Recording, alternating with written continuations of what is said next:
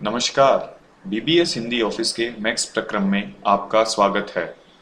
इस वीडियो में हम आंतरिक प्रत्यय दर फलन एवं इसके प्रयोग के विषय में जानेंगे। मान लीजिए आप एक कार खरीदना चाहते हैं जिसकी कीमत 5,50,000 रुपये है। अभी आपके पास 50,000 रुपये है। आप 5 लाख रुपए का ऋण लेना चाहते हैं। आप बैंक के पास जाते हैं। बैंक आपको निम्नांकित सूचनाएं देता है। ऋण राशि 5 लाख रुपए, आरंभ देय दिनांक 1 अप्रैल 2014, अवधि 36 मास, सम्मासिक किस्त 20,000 रुपये। आप यह जानना चाहते हैं कि बैंक किस दर से आपसे ब्याज ले रहा है। बैंक जिस दर से ब्याज लेता है वह बैंक की आंतरिक प्रत्यय दर कहलाती है। आंतरिक प्रत्यय दर ज्ञात करने के लिए गणितीय सूत्र निम्न है। सिग्मा CN भाग 1 प्लस r⁴n बराबर 0। इस सूत्र से आंतरिक प्रत्यय दर ज्ञात करने के लिए आपको निम्न चरण अपनाने होंगे। 20,000 भाग 1 प्लस r⁴1 प्लस 20,000 भाग 1 प्लस r⁴2।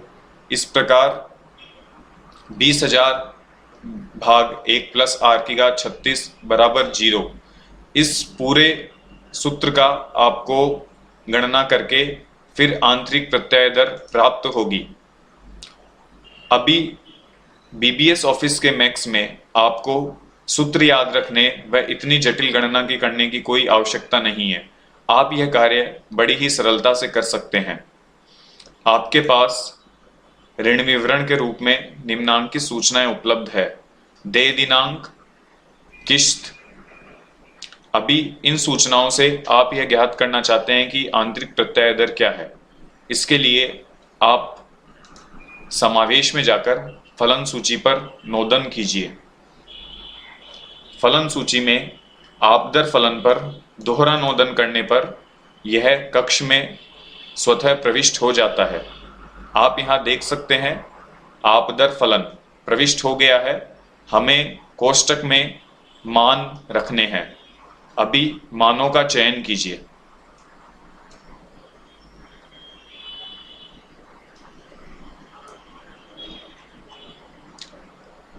ये जो मान है आंतरिक प्रत्यय दर, ये हमें वार्षिक ज्ञात होती है। हमें इसे, चूंकि जो हम ब्याज का भुगतान कर रहे हैं वो मासिक है, इसलिए हमें ज्ञात करना है कि आंतरिक प्रत्यय दर मासिक क्या है।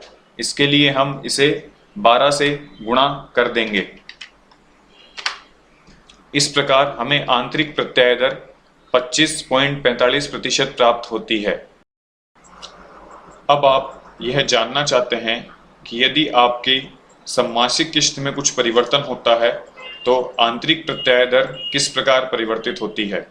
सम्मासिक किस्त मान लीजिए 20,000 से 18,000 होती है तो आंतरिक प्रत्यय दर स्वतः परिवर्तित होकर 17.70% हो जाती है। एक बार सूत्र प्रविष्ट करने के बाद आपको पुनः प्रविष्ट करने की कोई आवश्यकता नहीं है। इसमें स्वतः परिवर्तन हो जाएगा। आप चाहें जिस राशि के लिए आंतरिक प्रत्यय दर प्राप्त कर सकते हैं। मान उदाहरण के लिए 22,000 पर आप ज्ञात करना चाहते हैं तो 22,000 पर हमें 32.80% आंतरिक प्रत्यय दर प्राप्त होती है।